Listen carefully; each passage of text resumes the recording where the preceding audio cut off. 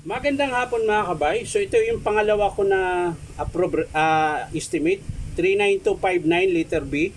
Ang model nito mga kabay ay dito 5032 pa rin, 2 mod. So wala na po siyang selector mga kabay, ganyan na po siya nung dumating. So titesting po natin, nakakasaksak po yun mga kabay. So gumagana po siya mga kabay. Yun lang, ang tigas ng reverse. Yan. Medyo matigas po yung brush holder.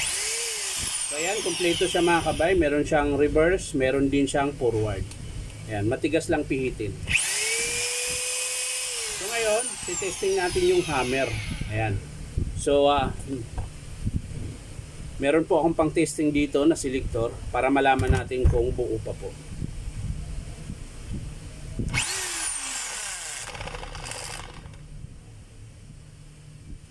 Ayan.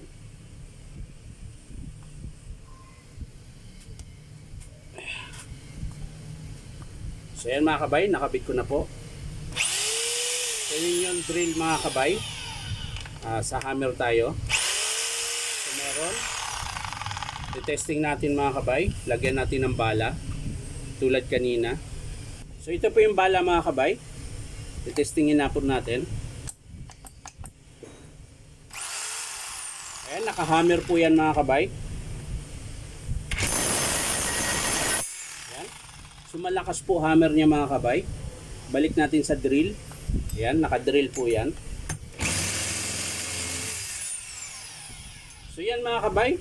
Madali lang po yung estimate niya. Okay pa po yung hammer tsaka drill niya. Yung shoot niya okay pa. Ang problema lang ito, yung pinaka brush holder niya, mahirap po siya i-select. Ayan o, ang tigas. Oh, yan. Kailangan nyo pa siyang pilitin para masilik lang siya. So magpapalit tayo ng brush holder.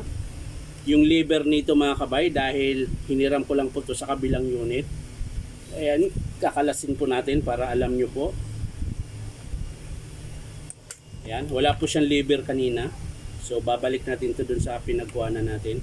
So okay po siya mga kabay, yung spring niya okay din. Ang wala lang po talaga dito ay yung lever niya ito. Tsaka yung brush holder, magpapalit tayo. So yan lang mga kabay, hindi ko na po ipapakita kung paano. Papakita ko na lang sa inyo mga kabay kapag in-approve ng customer. So dalawa lang po ang papalitan dito mga kabay, lever tsaka brush holder. So yan lang mga kabay, maraming salamat. At syempre, baka naman po pwedeng subscribe ko po ito akong YouTube account na Inom Tabay. So maraming salamat mga kabay. Bye bye.